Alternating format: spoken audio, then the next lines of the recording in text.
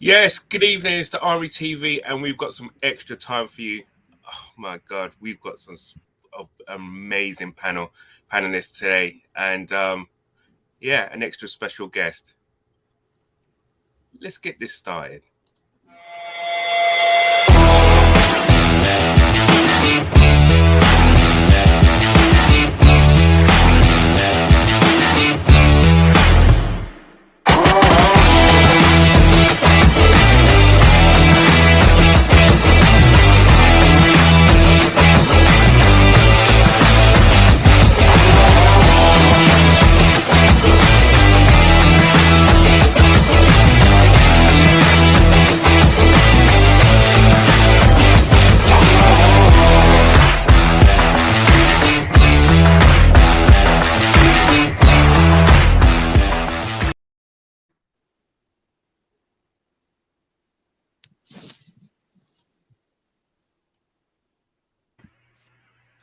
I think you're on mute, Canners.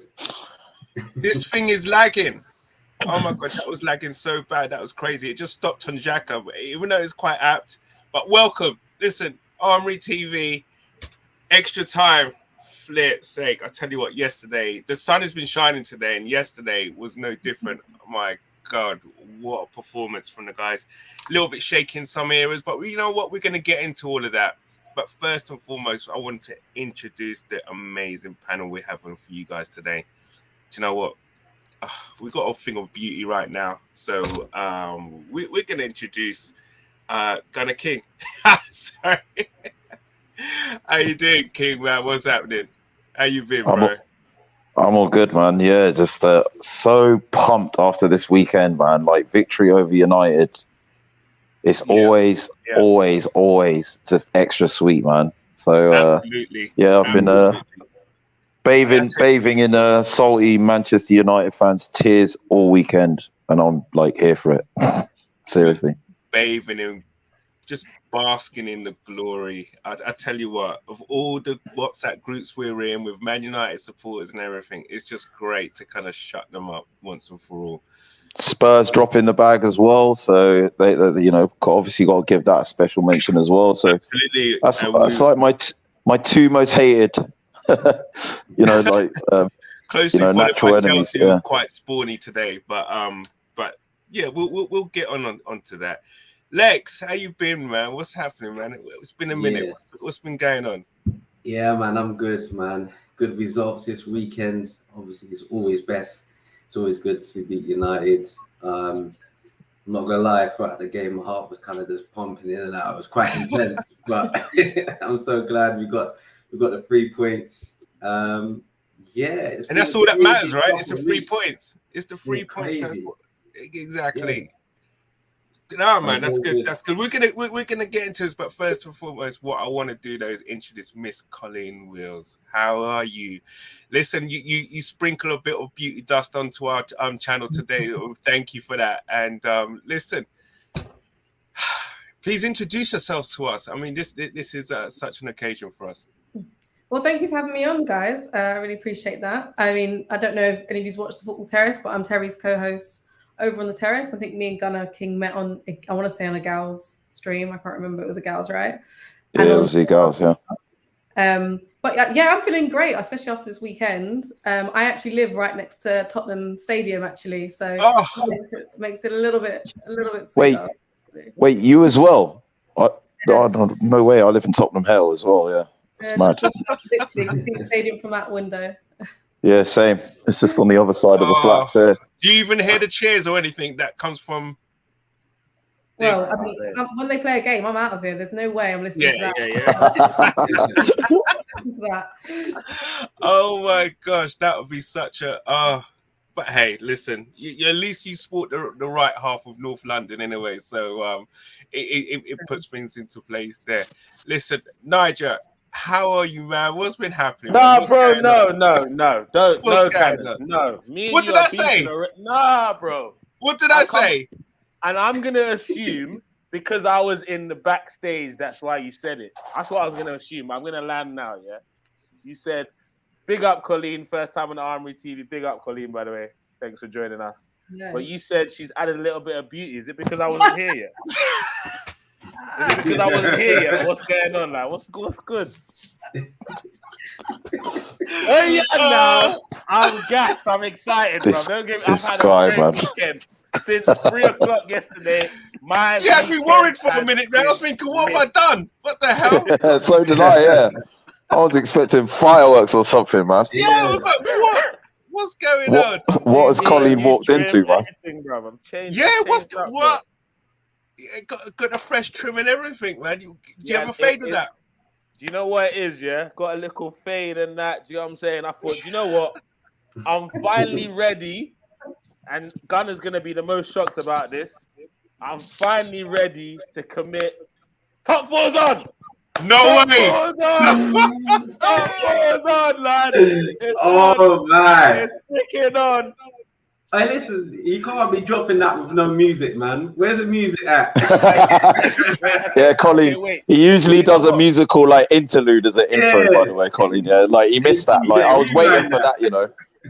Come on, bring some, man. Bring some cheese, man. Oh my gosh. Bring the vibes. Ego got me scared about this music thing. I don't know what the laws are about tunes and that. So once I find them out fully, then trust me, I'll be back with a vengeance next video, bro. Trust me. Big up everyone in the panel. Big up everyone. Big up all the Man U pagans out there. Watch them. Do you know what?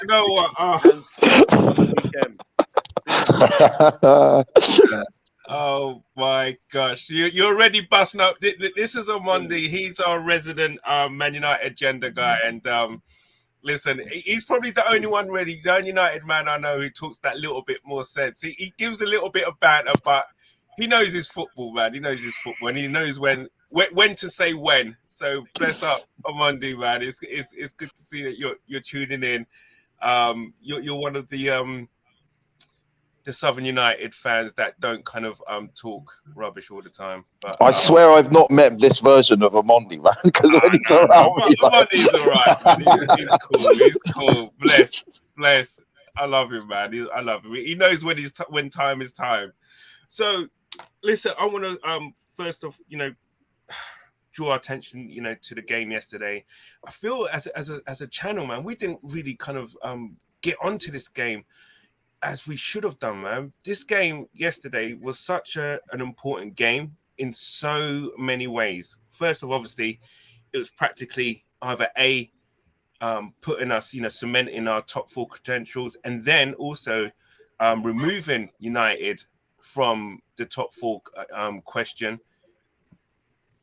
But give me your thoughts. Colin, I'm going to come to you first, if you don't mind. But I'm going to ask you, what were your thoughts before this game? Yes, we had those three horrendous results against Brighton, Southampton, and, oh my God, what is it? Palace. Crystal Palace, yeah. Yeah, Palace. But then doing what we did against Chelsea, where was your head coming into this game yesterday? That's exactly where it was. I said before this game that it's going to be a circus, and it did not disappoint. It really did not disappoint. It was an absolute circus. I did think we would beat United, but I just knew it'd be a comedy of errors, and it literally was. I mean, I don't even know where to start. Maybe I'm a little bit too negative. I'm very happy that we got the result and whatnot. But that's what I was thinking going into it. I was thinking it's going to be the team who makes the least amount of mistakes who's going to win this. And that's literally what it was. And I think on another day, to be honest with you, it could have gone 3-1 United in terms of those mistakes, with Bruno missing the pen and whatnot, and then maybe them potentially having a penalty for Elanga. So it worked in our favour this Saturday, and I'm grateful for that. But boy... Was you confident? Was you kind of like? Was you confident though before the game? Was you thinking, nah, we're not dropping points today? No, do you know the only reason I was confident considering the Chelsea game. It just gave us a little bit of an extra something. But with United, you can never, no matter how bad they've been, and them coming for a thrashing from United, they just have clutch play. Well, Ronaldo, they have clutch players. And you can never fully discount them, ever. Yeah. I don't care how bad they are, especially the squad that they've got. And they have clowns, and so do we at times. It's this clown gene that just runs. I think we've got through less clowns nowadays. We used to have an abundance of clowns. We've got less clowns nowadays. But we still have a bit of that gene still rocking through there. I mean, we could get into that gene later if you like. No, one Tavares, but we'll crack onto that a little later. Listen, I'm gonna, seamlessly move on to that, because one thing I was kind of like, Lex, I'm gonna come to you, man, because I was fuming when Maguire was not in this team. I was thinking of all why us? Oh man, Maguire weren't playing. I was thinking, oh my good grief! And then Ronaldo comes back in. Obviously, bless. What? It's so sad. What's happened, but he's the most dangerous United player right now. When he plays, he scores, man. It's that ridiculous, and especially against us. But Maguire not in the team with the lineups. Lex, how was you feeling about the lineups? And was you confident? Same question. Was you confident when you saw the lineups going into this game? Yeah, I mean, when I saw the lineup, obviously I was looking at Man United's lineup. I saw Maguire was out, and I was thinking same thing. I was like, damn. I was like, why is he out, man? Why did he just let him? Of all the teams in it, it's like, why us? Just I see Ronaldo coming in, and I'm thinking, I had to be in it. He missed the Liverpool game, but he had to come back in. Obviously, it's unfortunate what's happened, and this, blessings to his family and everything. But to our lineup, I was a bit surprised actually, because I thought he would keep it the same.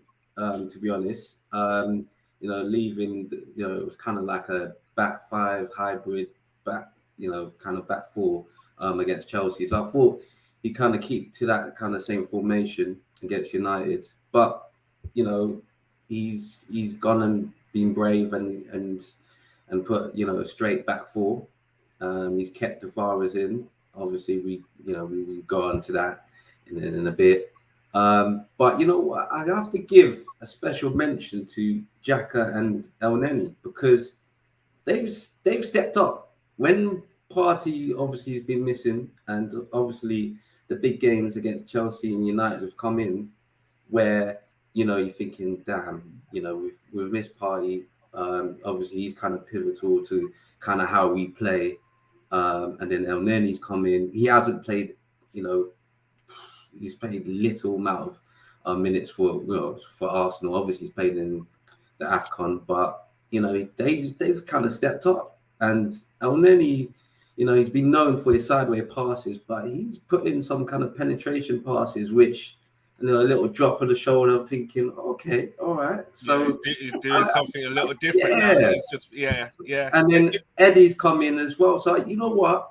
They've come in. They've stepped up when times where we were like, boy, it's like we got no one, and they've stepped up. So I have to give praise, when it's right, and Arteta, he's set it up right for those games. So, but yeah, I mean, overall, I was a little surprised that he changed it, but I'm happy overall.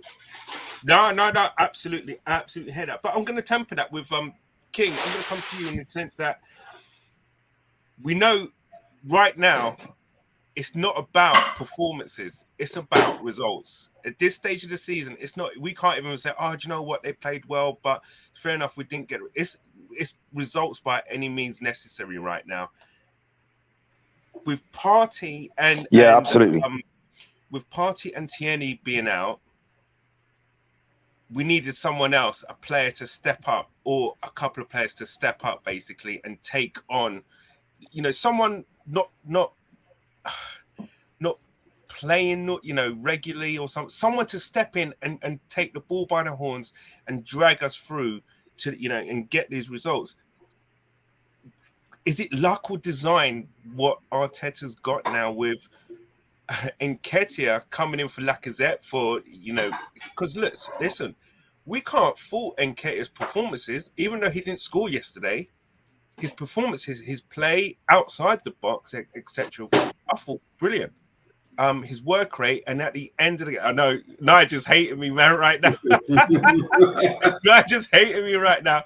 But listen, you can't fault this guy because he's come up against all the odds. Everyone was on this guy's back, but there's always been something in there. The work rate's been fantastic. At the end of the game, because I was there, he fell onto his back because he worked his proverbials off. Do you know what I mean? Literally.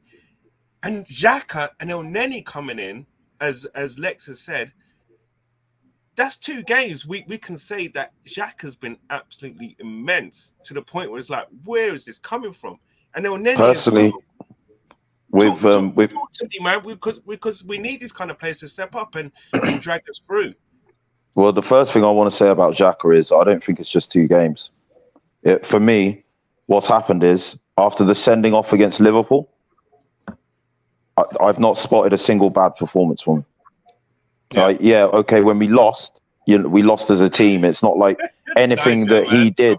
It's not like anything he did stood out. Yeah. So like, if you look at the performance levels from that time, and if you look at the system changes that he put in place, because he kind of dropped Odegaard a bit deeper. If you notice, Odegaard's the starting position will show he's a 10, but he's not. He's an 8.5. You know, like he's kind of a halfway house between the two, and that's helping him a lot. But his performances in the against Chelsea and against United in particular have been nothing short of outstanding. You know, like probably vintage, like the best performances, you know, that I can think of to date in an Arsenal shirt. You know, I don't want to think it's just recency that's making me say that, but as far as my memory goes, you know, I'll struggle to find many more performances where he's been better. I think just his usage of the ball has improved. He is looking forward more a lot now with his passes. He's looking to find the forward players. He's looking to be more incisive, take a bit more risks with the ball. But the work that he's doing off the ball as well, the ground that he's covering, you know, all great to see. And even though the armband has been stripped from him, and I'm with Niger in that I can just never see past what he did with the armband, he does offer leadership. You know, like you can see him commanding and telling people where they need to be and at what time. So look, I'm really pleased with him at the moment. I want Niger to stop referring to him as squad player number 34. It's not allowed anymore. I will not have this in my presence. Yeah, like so. Like he deserves respect. And look, I'm going to go as far as to say this: I want him to stay. I want him to stay. Right. And the reason being, yeah. And I think I covered this with Colleen on Egal's channel. Like what I believe about redemption. When players are playing for forgiveness, you know, when they are playing because they feel like they've wronged or they haven't performed to the standard, XHAKA plays with this in every game. You know, like, and I've watched a bit of the interview that he did the other day, and it's like helped me kind of understand a bit more like what's going on inside his head. And yeah, I think what I'm saying about him staying, I'm not saying, we don't go out and buy another midfielder. You know, of course, you know, like obviously we do that. You know, like we add to the squad to complement, give him a bit more competition. Absolutely, you know. But I think as a squad player, going back into Europe with the age profiles in the squad at the moment, there's, you know, the average age of the squad being 24 and him being one of 3 or 4, you know, players that are utilised heavily in the squad that are over the age of 24. You kind of need that around. I mean, even if you go out and buy someone who's above the age of 24 to bring in the experience, the continuity is not there because they're a new player and they've got a bet in themselves as well. So I think, yeah, definitely for another season, if he can keep this up, I'm happy to keep him, but obviously not at the detriment of going out and getting another midfielder. No, wow, that's a huge endorsement there for XHAKA, because I tell you what, there's a lot in the fan base. I've been his biggest critic, you know, like me and Niger are 2 of his biggest critics on this channel, but I like to see myself as fair. Like if I see something in a player, even if it's one that's less than likened to me, I don't want to keep these agenda wars up. Like I have to say what I see in it. As much, I hear what you're saying, and I agree with you. The only thing I would temper that with, Nigel, don't do those eyes to me, man. The only thing I would say is that I would need a solid season from Xhaka before I change my opinion with what he's done. Oh yeah, my opinion about what he's done has not changed. No. Even to be clear, like that. Yeah, even since Liverpool, from what he's done since Liverpool to now, it's still not enough for me for redemption. He needs to kind of put in these last two performances, especially going forward, and for a good solid season of that. That's me personally. I mean, I absolutely hear what you're saying, and I hope he has that in his mindset. One of redemption, on trying to kind of get the fans' faith and etc.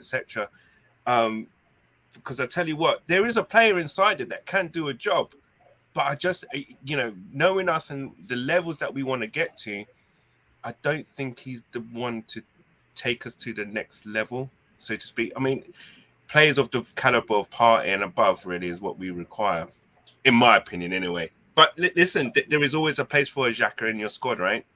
Absolutely. Nigel, I'm going to come to you because I know you're closely watching the AFCON, and use his name. And I was telling you about. I told you, man. Good. I told you, man, about El Nenino, right? He's gonna come back from AFCON on smoke. I told you a lot about this. Remember that? Remember I mentioned everyone laughed at me. They're like, "Oh, this guy's too positive."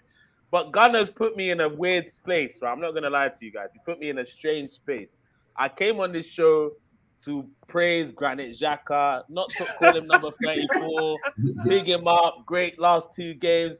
But he's forcing me to start looking further into Granit. He's forced me to look past the last two games. He's saying stuff like redemption story. His redemption story is not from the Liverpool game, my brother. His redemption started 2.5 years ago. No. Wait. And since he hold on. And since he threw the armband and the badge, that was 2.5 years ago. And this last 5 games doesn't make me forget about all that. But I'm gonna put that to the side because we've just won back-to-back games against Chelsea and Man U. And as much as it hurts me to admit this, my man of the match is number 34, Granit Xhaka. Bad. He was man of the match. My guy did back-to-back man of the match performances. And for me, it was the first ever time I watched, even though Granit, he doesn't really mess with 2 yellows and a red. He does red cards strictly. Straight reds. But even with that being said, every time he gets a yellow, I still get nervous. Even though he only gets straight I didn't yesterday. I actually didn't yesterday. Exactly. That's the first time in months where I've watched Granit Xhaka get a yellow card and I'd be like, you know what? I'm not even worried, because even though some of the things in that interview annoyed me that he did, that kind of was talking about, he was like, I'm going to put my leg in and what? That's the player I am. Okay, whatever, innit? Some of that stuff that didn't really annoy me, though. That annoys me. But with that being said, since the Liverpool game, I will give it to you, Gunnar, his game has been a lot more disciplined. Like some of the things he'd go for, he doesn't go for now. Some of the players winding him up that they used to do before, he doesn't feed into it now. There was a tackle that I thought Granit is definitely going to take his legs. I remember it against Man U yesterday. He's going to take his legs. This is a penalty. I was just screaming. And he didn't. He stayed on his feet, kept to his man, and he won the ball on his feet. I was like, do you know what? I think this is a perfect farewell tour for Granit Xhaka. Get Arsenal into the top 4 and sign out. The only way, and the reason being why I don't want him to stay next season is because my only issue is he is a fantastic squad player, and you can clearly tell that he has some weight and leadership in the squad. But my issue is if he stays next season, even if we buy an upgrade, I still feel Xhaka's Arteta's favorite, and that Arteta will play Xhaka over the upgrade. And that's what I'm worried about. I don't see Xhaka staying on the bench and being a squad player. But he would be a great squad player, though. But he can't I agree. I'm not sure. I think Arteta does have his plans. I think he's already identified, him and Edu have already identified the players that they want to bring in. And that's the thing. And I think because he's kind of like in the Pep mode of kind of coach, we need a more athletic, mobile player to perform what he needs to be done. And I'll actually say someone like probably maybe in the Tielemans mode will probably that be, you know, that kind of player, because he is kind of like a XHAKA type of player, but a bit more mobile. I don't know. Colleen, but Colleen, I have a question for Colleen quickly. Go ahead. Because it's her first time on the show. What do you think about Tielemans? Do you think he's the guy? Honestly. I think there's a player in there. I mean, without a doubt. I don't think he's in a great moment. But with that being said, I don't think any Leicester players are. So it's a little bit difficult to judge. So I wouldn't be angry. I wouldn't be angry if he came in, because I think he'd have a point to prove just because he's not had the best kind of time under Brendan Rodgers. But I'm also a little bit. I know last summer we got the younger players, or the players that were, not necessarily top quality, that still needs to improve or prove themselves at a big club like your Ramsdales or Tomiyasu's. I kind of don't really want to go down that kind of route in terms of a player that has a point to prove. I kind of just actually want a couple of players in who are very decent, and there's still room for them to grow within this team. I judging by Edu's interview to ESPN Brazil, it does sound like we're going to get one or two players like that. So I think it depends on the balance of the squad. I wouldn't be mad if he came in, but I'm also who else comes in, right? One with a lot of players with a point to prove. 100. What kind of players do you think? The thing is, though, quickly with Tielemans, I just want to say one sentence. 1 year left on his contract. Is going to be available for as little as 25 million. That's the only way it looks really sexy, because it's 25 mil. I'm like, it's not that much of a risk. 25 mil, to be fair. Very low risk, high yield, because the sort of player he is, as soon as he puts pen to paper on a contract, he just that doing that alone, goes up to 50, 60 mil straight up. Yeah, so I think right. that's a shrewd business to be done. I think Colin's right. I think my eye's been blurred by the fact that no Leicester players are in a moment right now, to be honest, because I've been watching him a lot over the last 6 weeks, and he hasn't really impressed me, but that could be for the sheer fact that no one at Leicester's really impressed me over the last 6 weeks, except maybe Lookman. But the only thing Whoa! Don't think the big up Harvey Barnes and Dewsbury Hall as well. Dewsbury Hall's been he's been a vibe, man. The only thing I add in for the Tielemans thing is mentally, I don't think he's the sort of player that Arteta will want, because he's decided to drop his performance because he's got. But I think that's Leicester as a whole, to be honest. Madison ain't been pulling up trees. Still, his sloppiness. I don't know. You're talking about sloppiness that you see from Tavares. And for me, I'm just looking. No, that's on another level, and I'm gonna come on to that. No, but I'm looking at it, and I'm thinking, yeah, there might be a player in him, but he's probably just, if he came, he will only just play for his next move. I think. I don't think he's. Yeah, I think. Look, this whole thing about playing for a next move, right? He comes in for 25 million. People are being quoted 60, 70 million. He moves, we make money, we reinvest it. Like it's not that deep, so players, not everyone's going to come and have one club like to stay at for the rest of their life in mind. As long as when he's here, he gives 100%. He does good for us, plays for the badge when he's here. Then, like longer term, the club will always be here. Players always come and go. Like for me, Tielemans, if you watched him when he was at Monaco, and like last season and every other season, at Leicester, he's been a top player, man. Like, like goals, passing, both his feet, his vision, his creativity, his work rate have all been top notch, and I just think he's just a bit jaded, just because Leicester have had this thing for the last 2 or 3 seasons. For the last 2 or 3 seasons, they've started with an injury crisis and ended the season with an injury crisis. So, it can be a bit disheartening when you're playing in a team like that. But I think he could complement Partey and Odegaard quite well. But I just think we need to be thinking more like, for me, central midfield. You need 4 or 5 options to challenge in. I mean, look at Liverpool, right? They've got Ox, they got Keita, they got Henderson, they got Fabinho. Milner can play there. They got Curtis Jones and Harvey Barnes as well. That's several players just for that area alone. So I think we don't need to be thinking about every player being like the guy. We need to be thinking about, at the moment, we've got a first team squad of 18 players. And Arteta in an interview recently spoke about next season wanting that to be up to the 25. So that's 7 players. We can't go out and spend 60, 70, 80 million on 7 players, but we need to take the same approach that we took last season, where unlike Man United, where they were like, we're going to get quality players in 3 positions and leave 1 gap. We need to be like, well, look, we need to be realistic and say like 4 or 5 of those are going to have to be a bit shrewd, bit economical players on the last year of their contract, like Jesus and Tielemans, that had it not been for that contract being a bit more extended, would cost a hell of a lot more, but would leave some money in the transfer kitty to be able to spread it a bit more thinly.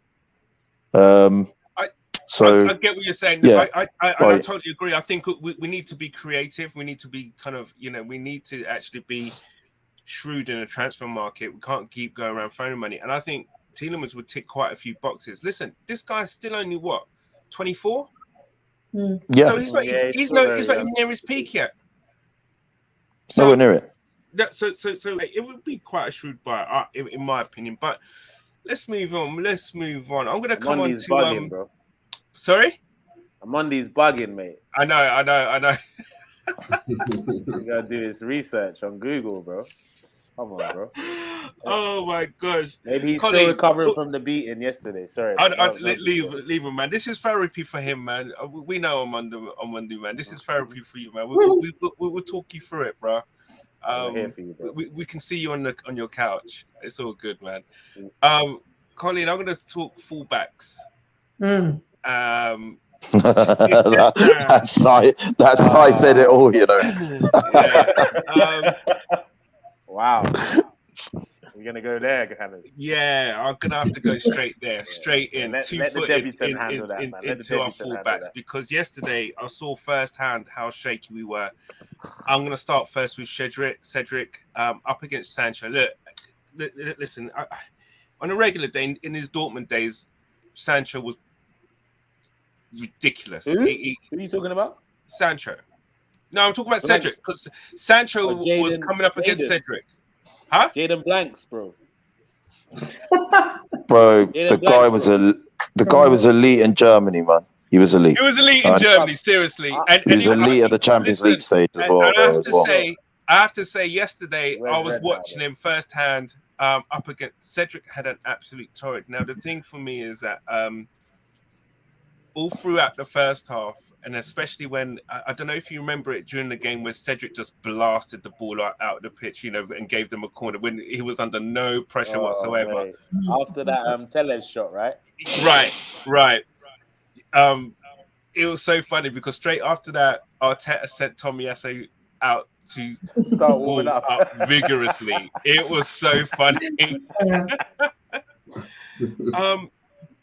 Both of our fullbacks, I feel, had I know Tavares scored, but for me, man, he's Captain Chaos. You just don't know what you're going to get. Seriously, you just do not know what you're going to get. He sat someone down, in the second half. He sat someone down. The person, whoever it was, he sat down, had to pay to come back into the stadium, and then he blasted the shot high and wide with a little bit of just calm yourself and just pick a spot. Slot that. Do you feel, Colin, that our fullbacks could be our downfall? Because right now, and also as well going for next season, that's an absolute area that we're going to need to actually strengthen, because Sancho and Elanga gave both of them huge problems. Where I didn't think Elanga would, but he's a baller. Kid's a baller. I like him. He's a baller, but he's a baller, man. He's a baller.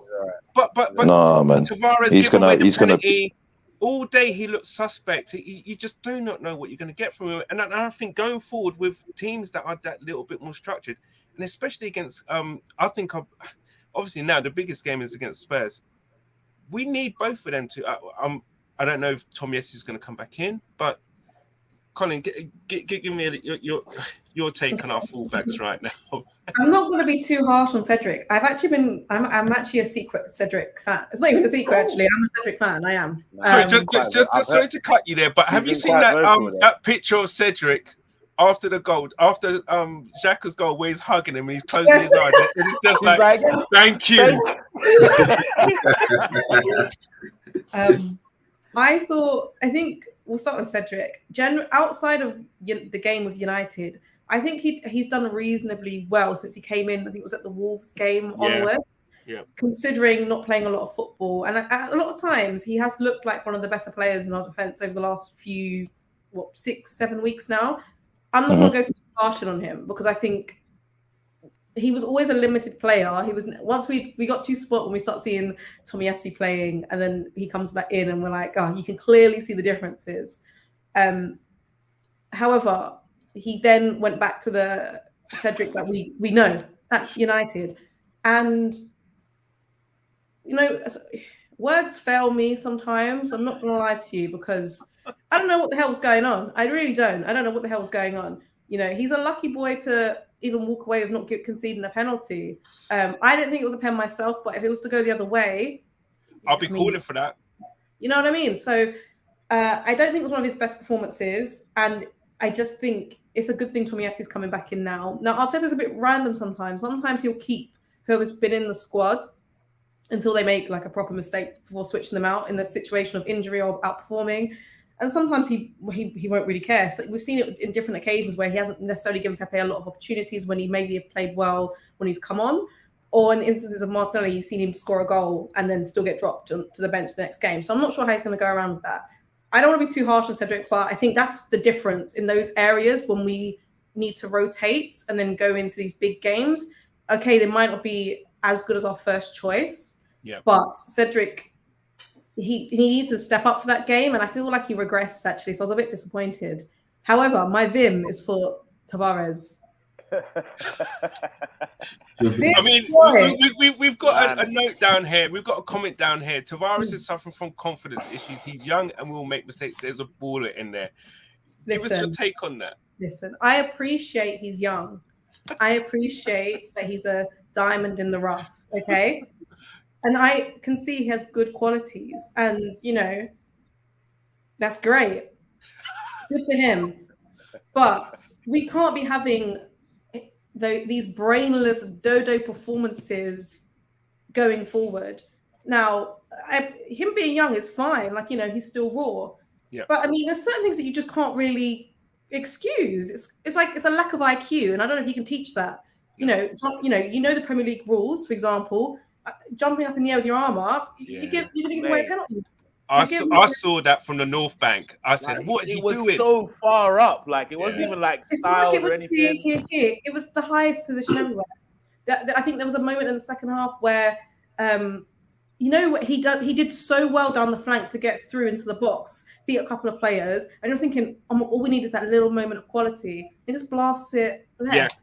Yeah. Now, it's not one or two occasions, it's all the time. Now, I do agree. I think he's suffering with a confidence issue because when he came in at the beginning of the season, he wasn't as bad as we've been seeing him recently.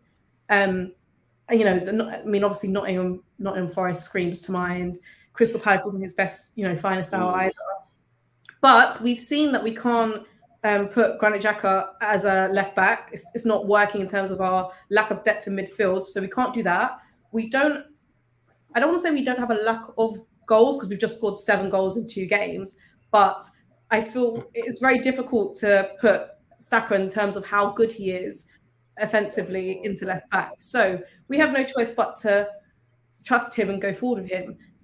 I mean, if Arteta's half the coach that everyone thinks he's gonna be, I would love to see what he does with this boy. He's an IQ. He's gonna earn his money on this one. I can appreciate poor passes and maybe a lack of confidence, but some of it is IQ. I don't know if you can teach that. It's like a Sonogo all over again. I'm getting flashbacks. Do you know what else? Do you know what I think it is? Yeah. Do you know what I think it is as well? I think where he comes in and out of the squad, right? Like this would happen to myself sometimes. Like when I was playing in teams, you know, like when you're brought on, it's like you feel the pressure to perform, but you try more intricate things. I feel like he would just benefit from just simplifying his game a bit, you know, like just trying the more like the more simpler things. Like I'm the sort of person, right? If I'm playing and I miss my first chance, I will have a terrible game because I will be trying to make up. I'll be trying to compensate for that chance I didn't take.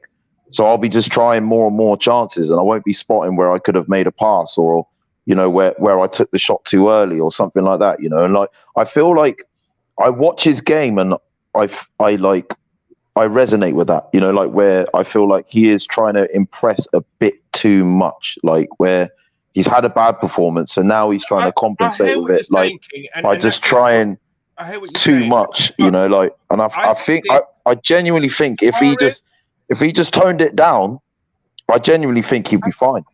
Honestly. I know what you're saying about trying to play yourself back in and you know to a reasonable standard, but what Tavares does sometimes is out of the ordinary.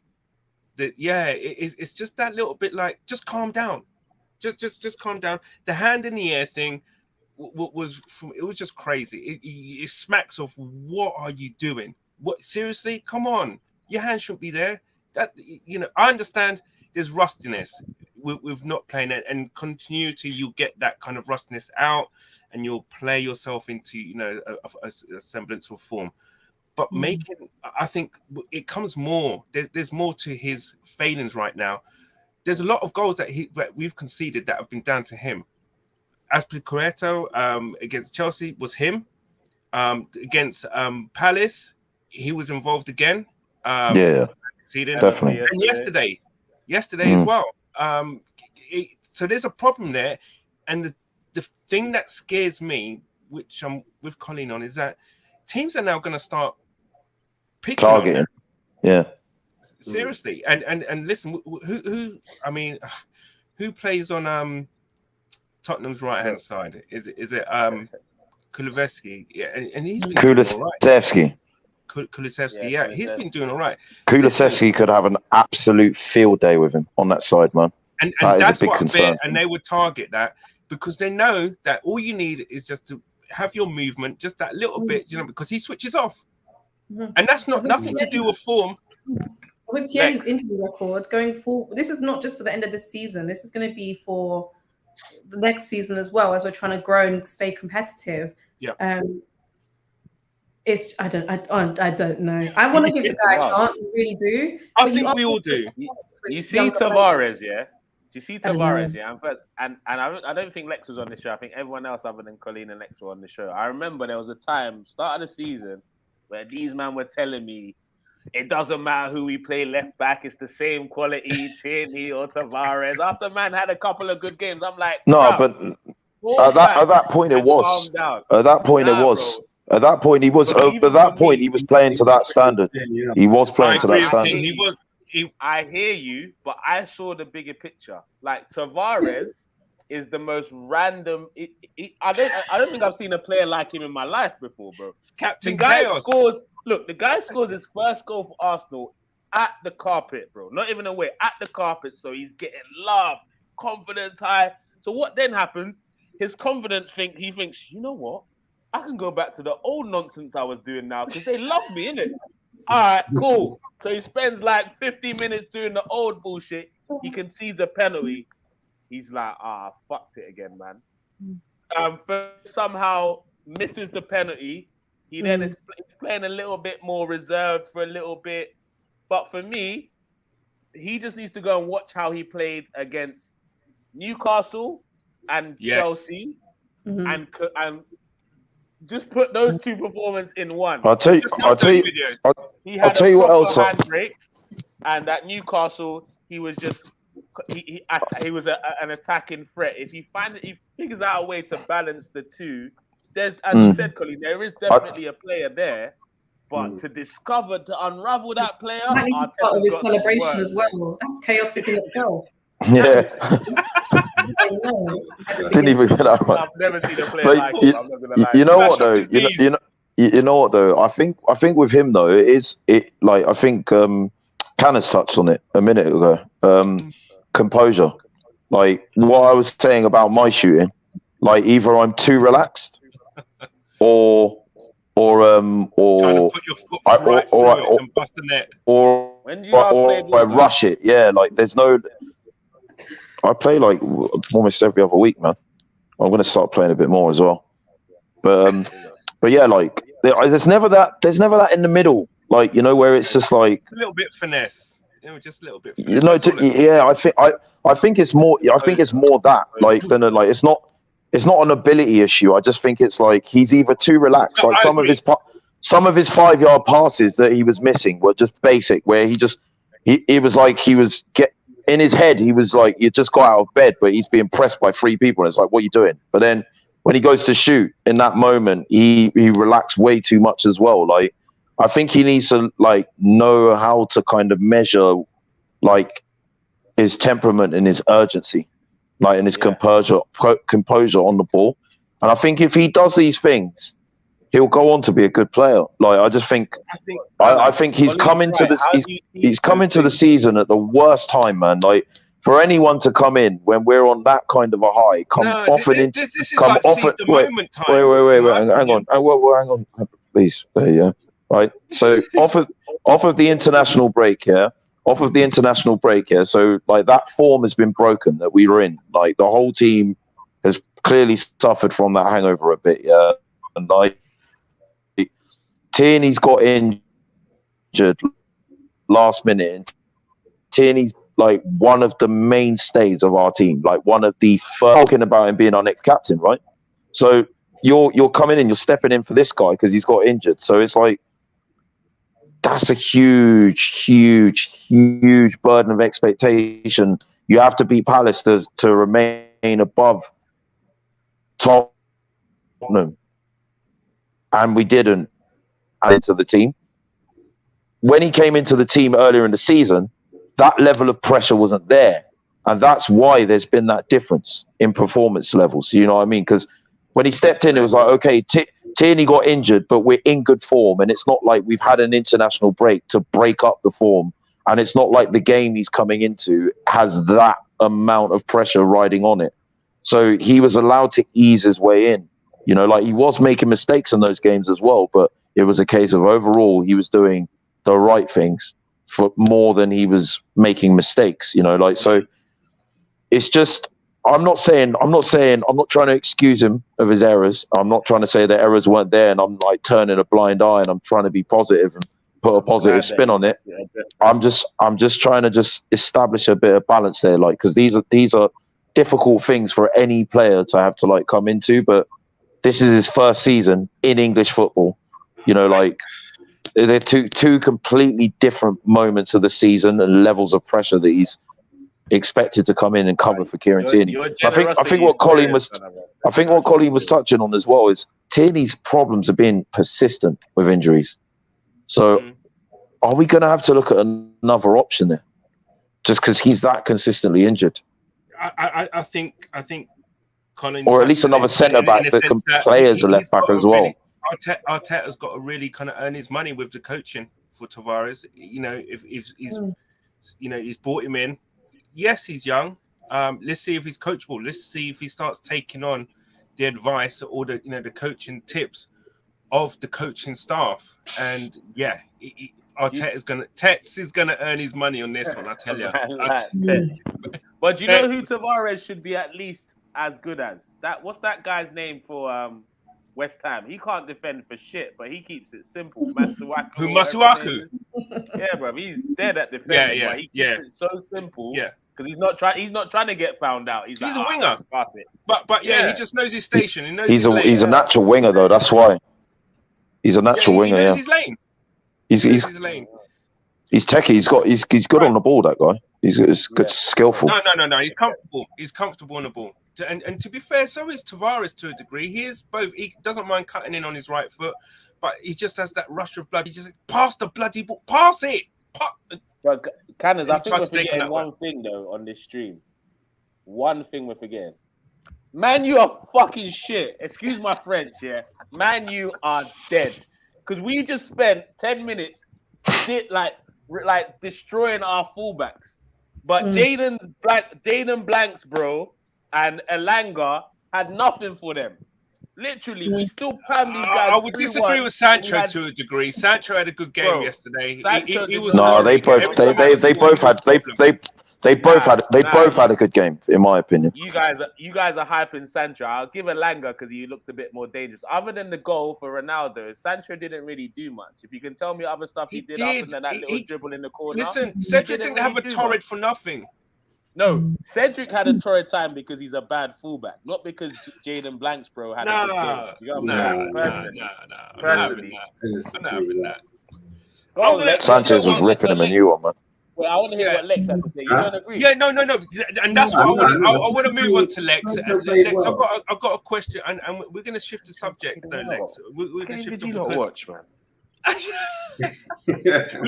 Listen, because we don't even need to talk about United. They're irrelevant right now. We've just done them out. They're top four. They can't even talk to us about top four. So they're done out the equation. The question now is, it's all about this, really. It's all about this is what's left.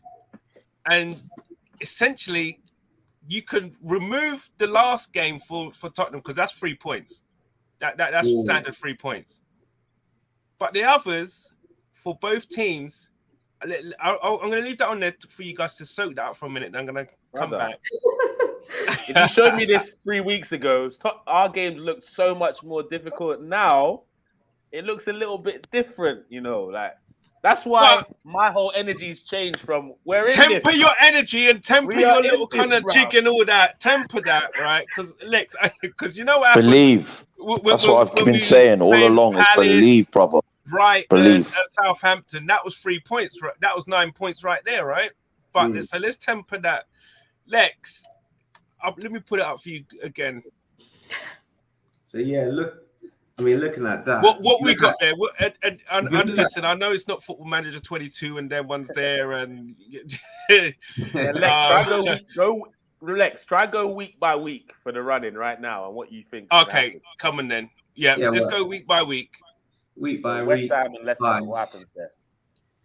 I mean, if you look at Tottenham's running, Liverpool and Burnley is their toughest games outside. Because Burnley can still be fighting. That's gonna. I see Nigel about to say something. That's gonna be their toughest games because Liverpool obviously still competing for the title. Burnley now, where the position that, especially the position they're in, they've got a fighting chance of staying up. So that's going to be outside the North London derby. That's going to be their toughest games. And for us, Cannons, if you just put it back up again, obviously we got the North London derby. West Ham. It's always going to be tricky as a way. Sorry, 1 second. Let me just get rid of the comments. Sorry. Yeah, West Ham's always going to be tricky. It's a London derby. But Lex, a little bit of context about that West Ham game. Due to Dawson sending off, they don't have a fit centre back for that game. Do you know what? I feel the also more context. They're playing Frankfurt on Thursday in the Europa League, so they're also going to have they're going to have the follow up of that the following week. So that's why they rested and rotated for the Chelsea game, and that's why they're going to rest and rotate for our game as well. I guarantee you in midfield. But the thing is, though, just going back into it, I know we're talking about when we're doing predictions, but it's hard.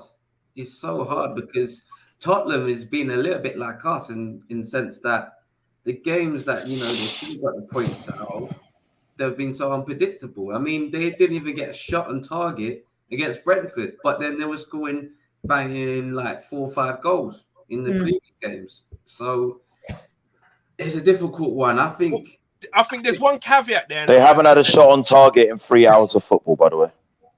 Yeah, maybe they shot their load. But the thing is, though, it will be so Tottenham. I can't see them getting... Look, for our running, I can see us getting points out of all those teams, okay?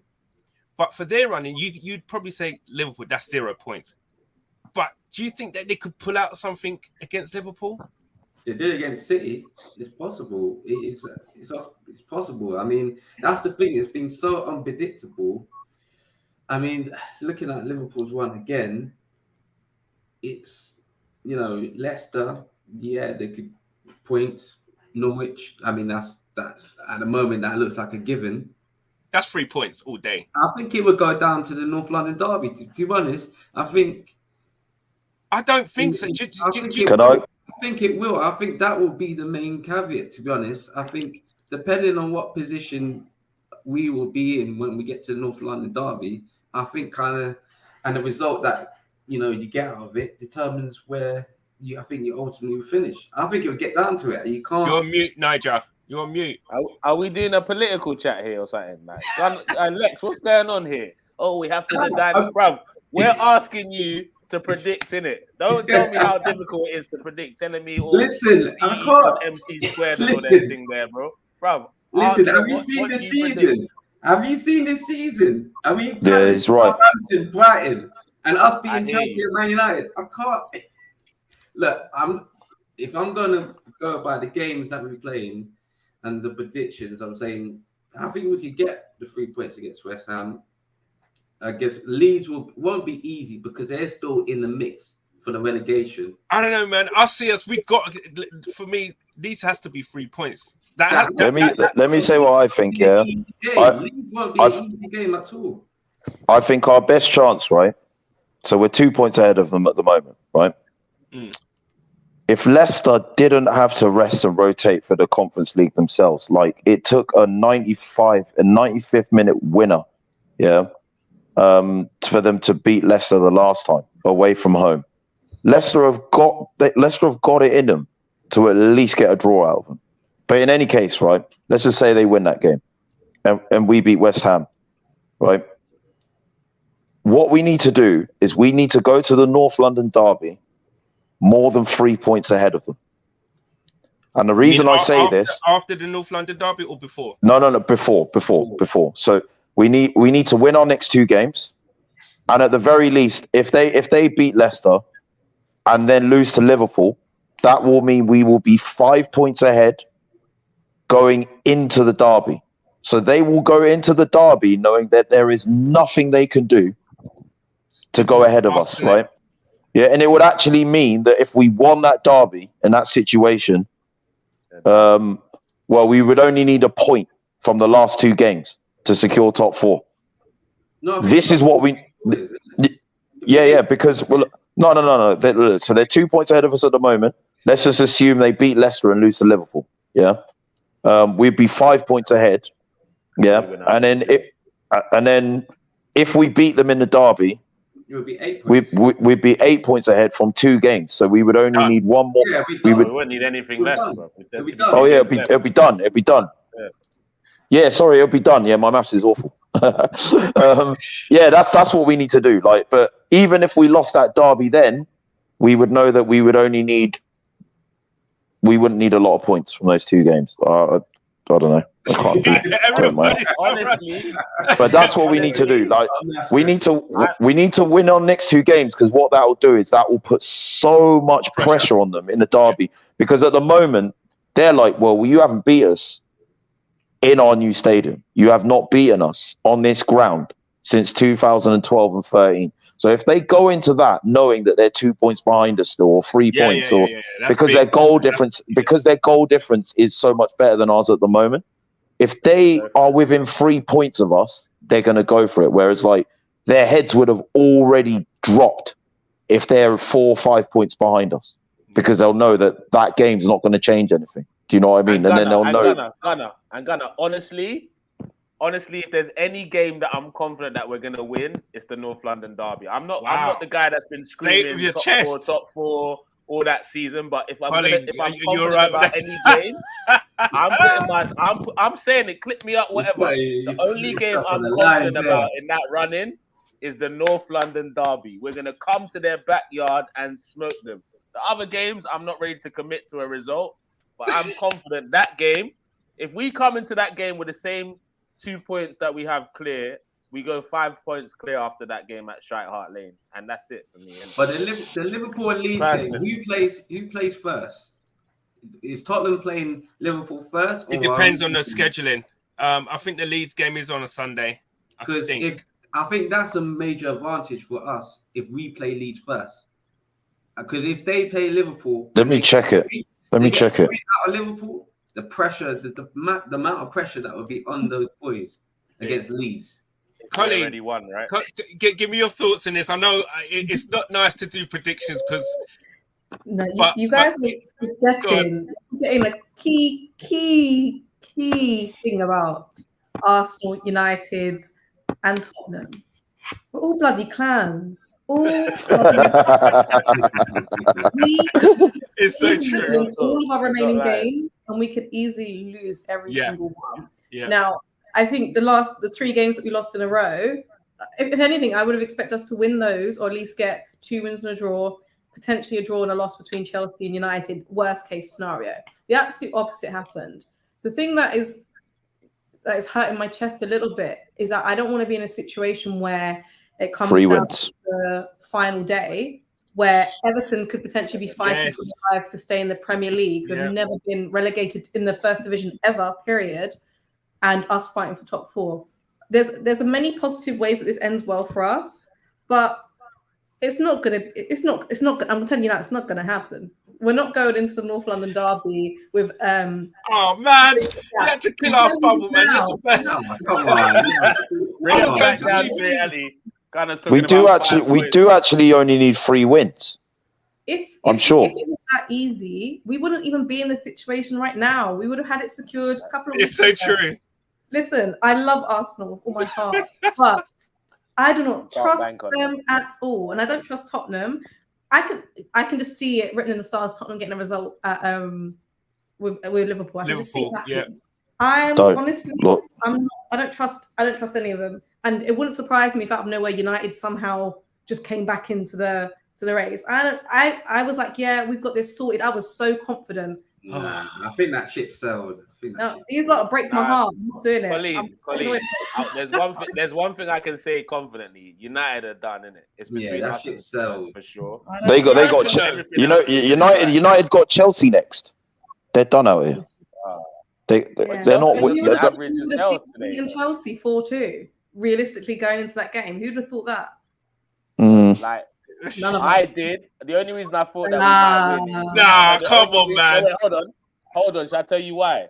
Because of I support Arsenal. It's such an Arsenal thing to do to lose 3 games that we're supposed to win and then beat Chelsea. I'm like, these lot are so annoying. They're probably going to beat Chelsea at the bridge to frustrate me. And I'll be like, why didn't we at least win one of the 3 games? And look where we'd be. And they did exactly that. Because if we won one of those games, we won. Yeah, we'd be 5 points clear right now. These guys. I'm telling you. I've got a feeling. I've got a feeling that they are going to drop points against Leicester. I've said that.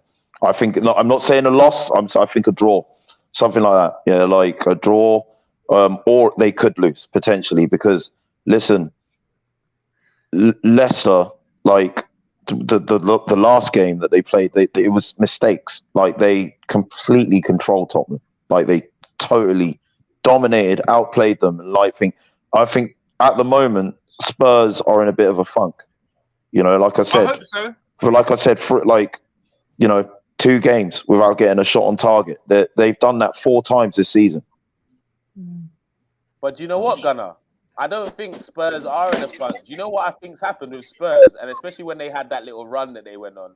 Conte's realised that we're dead food, innit? But we got 2 elite forwards, and as we get them 2-3 chances in a game, and they're clinical. If you see them, they don't need 3-4 chances to score. They need 1 or 2, and they banged it in, and before you know it, you're 2-0 down.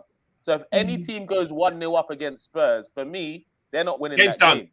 Yeah, literally. Yeah. And I'd love you to, other than the Leicester game, I don't think there's been a game this season where they've gone to go down and won. Like I don't know, like comment section. Maybe someone probably will correct you, but But the thing is, by the way, Damos, how you doing, bro?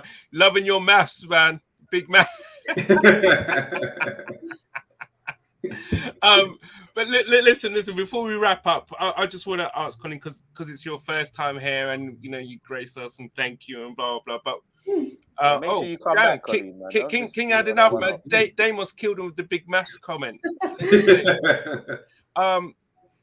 What do you think we need for next season? I mean, okay, let me give you the two scenarios. We get Europa League, right? It's scenario one. What do you think in terms of players, or the players that we can get? What type of caliber of players can we get? And what do you think is the most realistic of transfer choices, you know, for us to have? Or option two, well, scenario two, we make Champions League, we get fourth place.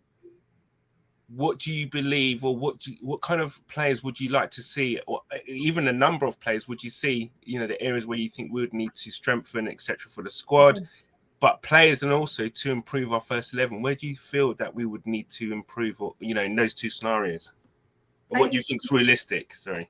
You know what, like, I was thinking about this today, actually. I think that any player who actually watches the Premier League, I think that they can't take going to Arsenal, United, or Tottenham, and just because they're in the Champions League that year, as a motivating factor. So for us on the club front, it's money-wise. I don't think they can take it as a motivating factor on the basis that I don't think we've had a consistent top four in how many years. Like, it's not like, you know, the early 40s, you know, and once after 2005, once Chelsea got Roman and whatnot, we did have like a pretty standard top four.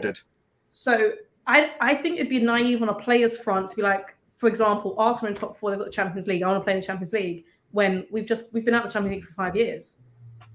For me, I think that's very short-sighted. I'm not saying it won't motivate a player, but I don't think it's a massive factor, because it just seems stupid to assume that.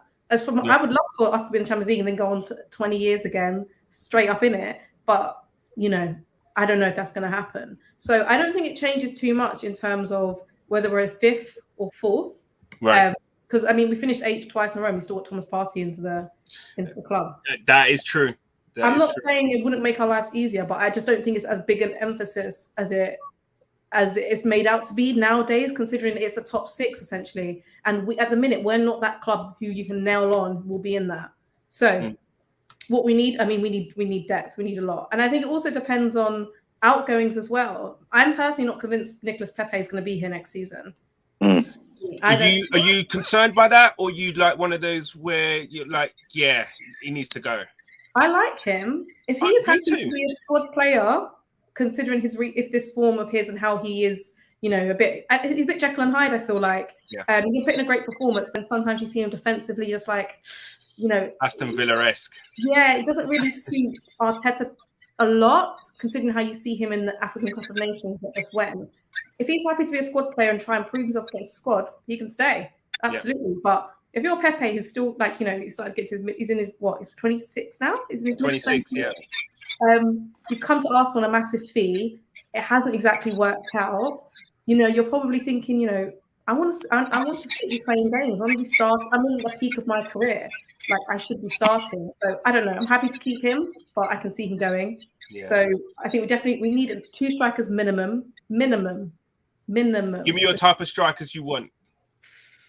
Do you know? I think it depends on how Arteta wants to play, because I know a lot of people have been looking at like Nunes, for example. Yes. But and then you got Gabriel Jesus. It's just like it's slightly different. But I'm not opposed to having 2 different types of strikers. It means we have a plan B at least. But we've been hearing rumours of how Arteta likes to do a bit of a false 9. So I'm not really sure whether we're going to get that big striker like Nunes into the club. But I would like him there as a plan B. I think Gabriel Jesus is a good option, to be honest with you. I agree. Considering the striker, you can get them both for 100M. For 2 of them, I'd take that. That's a lot of money, man. 2 of them, though. The thing is, Jesus being able to play across the line means he can play left, which means Martinelli can go up front. So, but I think in terms of the profile of strikers, we need one that can play across the line. We need one that can play across the line for that reason. who can also offer a bit of cover for when because he can also play on the right, right? That's where he plays, either on the right or through the middle is where he plays for City. So another thing that concerns me is Saka burnout. Saka is getting burnt out. He's been played he's just being played into the ground, even when he's injured. Arteta's come out and he said, well, Saka's come into this game with a bit of an injury. I don't want to be hearing that. That concerns me, because we've been down this road with Jack Wilshere before, with Ramsey, Rosicky, all these players. We've been down this road where we just where their quality is so standout relative where their quality is so standout relative to everyone else in the squad that we overplay them and we shorten their careers. It's too short-sighted. So we need a striker that can play across the line, that can take the burden off of Saka a bit on the right, that can go on the left, who's also able to then in turn allow Martinelli to, because I see Martinelli eventually becoming a number 9 anyway, be it as a false 9 or he's a natural striker. We bought him from the 4th tier of Brazilian football. He was playing as a striker. He's always played as a striker, so I think that's important. The other striker does need to be more in the mold of your complete forward, someone that does have that presence up front physically, that can hold up the ball, that can link up the play, bring other players in, but also in the box, outside of the box as well, is able to finish their dinner, basically. So I think we need absolutely both of those profiles. We need both. We need both. It can't be an either-or situation. It must be both. I can't reiterate this enough. It has to be both. Do you know what? Midfield profile. Oh, sorry, very quickly. I'll be quick on this one. Midfield. We need like a Tielemans, we need like a playmaker or a regista, but we also need a powerhouse. Again, similar thing. So I would go with 2 profile examples: Bissouma and Neves, or Tielemans, something like that. So you can see the sort of profiles I'm going at there. Neves and Tielemans being more playmakers that can get into the box in the final third, and then right back, cover at right back. Tomiyasu not being out, I just think there's a big quality drop. I know he's your guy, Colleen. I know you like Cedric and everything, but I just see a big gap in quality when Tomiyasu's not playing to Cedric. I think Cedric's done better than I expected him to. I think he has. He has when he come in, but I think getting cover at right back does one. First of all, it allows you to make Tomiyasu a centre back, which is his natural position. 2, it means we can use Cedric as cover on the other side if needed. So I'm looking at options that not only are needed, but options that can come in and make players currently in the squad double up in other areas to add that depth as well. Yeah. No, absolutely. I think, Colin, do you concur with what King said? I know the question was to yourself, but King has King answered it for yourself? Yeah, I think he's pretty much right. I mean, I think summarized. Yeah. I just think as well. I think I'm a little bit nervous that I know Arteta does want 5 to 7 more players to have a stacked squad, but I'm a little bit nervous that what we saw in January could be like a prerequisite into the summer, that he might get a little bit novice almost, and if there's not a player there that fits him and what he wants, we won't get them, and then we're in this position that we're in now. I would like to hopefully that's not the case, but that's my only concern. But Colleen, don't you think you see in January, I had the same concern at the end of the January window, but I tried to look at it from every angle. I think, obviously I wasn't there, I wasn't a fly on the wall, I promise you, but I think the reason why Arteta went to America is because he went to Stan on what's going on? We need funds for this January. And I don't know, but I'm assuming Stan said to him, look, big man, secure top 6, yeah? That's all we're focused on this season. Secure top 6, and I'll back you in the summer, innit? Properly. That, I guess, comes back to this comment here, which Dane was saying, I've been waiting for us to get in the top 4 just to see if the board are truly serious. They have shown better signs over the last 2 years, but what they do in the summer would tell us real. And I guess that's the proof of the pudding is in the... Sorry? Yeah, there's 2 things about... For me, January showed me, and I think one of the interviews either Edu or Vinay did, 2 things. January showed me that the board aren't ambitious at this point, because if think? we wanted to, hold on. Yeah. But couldn't that been? Wait, one sec. All right, go on. So because top 4 was for the taking, with Man U dropping points, Spurs dropping points. If we got to even loan signings, we would be in a more of a confident position right now, personally, because you saw what the two signings did for Spurs. And also, I think either Edu or Vinay said we're ahead of schedule. And these times we're already in the top 4 position. So in their head, I think the board have targeted top 6. Anything beyond them is a little bonus, like Arteta's done a great job. So they're all focused on top 6 to then fund for the top 4 project next season. So that's why if we'd got top 4 this season, it kind of speeds up our development by a year, innit? And I honestly believe Arteta needs to get manager of the year if he gets top 4. Because with this I don't think that was a board decision not to purchase any players in January. I think that was a play-in, not being able to get what we want kind of decision. If we're not going to get what we want, what we truly will improve our squad, improve our starting 11, then we'll keep our powder dry until summertime, where we can really get what we want. Sacrifice top 4 for that, though, kind of. What we got to remember as well, if the progress and what they're looking for is top 6, where they have secured certain players, so certain players will been told that they're going to be available come summer. Why are you going to jeopardize that? If you know that you can get top 4 with top 6 with what you have, and get the players that you can get in summer that you want and that you know will become available, then you would take that, would you not? Look, I would take it. I'm a fan in it. I want top 4. I settled for top 6 at the start of the season. But either way, I've already accepted. Our board is shit in it. Kroenke's, the KSC group are dead in it, but they're not leaving. So I've accepted saying Kroenke out and all these things are a waste of time. Arteta out as a waste of time. They've got their plan. They know what they're doing in it. So I've got behind this whole thing, and I've understood that, look, their target was top 6 this season. So anything above that is a bonus in it. And we're way on track for that. Yeah. And Arteta might do them a massive favor and getting sneak us into that top 4. Yeah. And the thing is, massive favor for them. We're going to have a lot more player sales this summer, and we've already boosted coffers with 2. Yeah.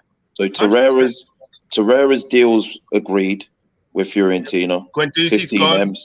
Guendouzi's gone. That's 30 million. We're going to see Ainsley Maitland-Niles go. Leno's going to go because we've brought a new backup keeper. As Colleen's pointed out, I think Pepe is going to go as well. Yeah, so I'm looking at those. I think he'll be of use in the squad. We've got 30 M's for Guendouzi and Torreira. I'm looking at Pepe. I'm looking at Pepe, Ainsley Maitland-Niles, and Leno, and I'm thinking, can we get another 40 from those 3? I'm not being ambitious. I'm not expecting us to make our money back or anything, but if we can get 60 to 70 million for those 5 players, I mean, to be honest, Tielemans is 25 because of the year left on his contract. 190K and Gabriel Jesus as well. He's only got a year on his contract as well.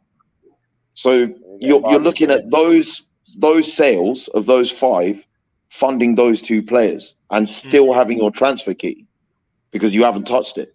Do you see what I mean? And I'm looking at us just going through the squad and just systematically, just being like, are there any other players we can offload to make that a bit easier? I think if we can raise 60 to 70 million from these players, and those 2 cover Jesus and Tielemans, then you can look at, I think we're going to get another 150 million again, to spend as a budget. You've not touched the budget, and you've already got 1 quality squad player as a striker and 1 quality squad player as a midfielder. Then you're looking at 1 more midfielder, 1 more striker, cover a right back for the two midfielders, 2 strikers, and cover a right back, the 5 players. So you're looking at essentially 150 million being spread across 4 more players, 3-4 more players. That's not all that bad, and you can splash out on 1 or 2 of those players. you know, so it's I think we are going to see some sales happen. You know, like absolutely. I don't know, Reece Nelson coming back. Are we going to keep him? I don't know. I think he'll be sold again. You know, there's a lot of players that will ease the wage bill as well. Like Lacazette, 190k will come back onto the wage bill. The money that we save from Aubameyang going, I've heard, is going into the kitty as well from his wages from January to now. So I expect to see us just like spending big, but I think we're going to recoup a lot of what we spend. It's a lot more than last summer. And look, if we are to sell XHAKA, if we are, he's going to be a lot more marketable than he was this time last season. 100. So, you know, we can get a bit of money from that as well. I just think you're going to see a lot. You're going to see 4 or 5 players going for money this summer as well. Guys, sadly, I'm going to have to wrap this up, man. This has been a blast, man. This has been crazy. This has morphed into, you know, a reaction, then onto all things Arsenal, etc. Some great comments coming from, most notably, that you know, you guys, the panel, and within the comments section as well. These guys, Big Dogs kills me, man. What number is that? Is that 50 million, 50 billion, or something like that? So listen, you guys watching everything. It's been wicked having you, you know, talk, you know, having us talk, etc., etc. But nothing will be about you guys in the comments, man, chiming in. King, Niger, Lex, Miss Colleen, it's been a pleasure, man. It's been great having you guys on today, and we've gone grossly out over time, and we could have gone on. I could have gone in anyway. Do you know? I don't know about you, but I could have gone on, man. So, guys, listen. Any last words? Anything you want to say before we actually do wrap up?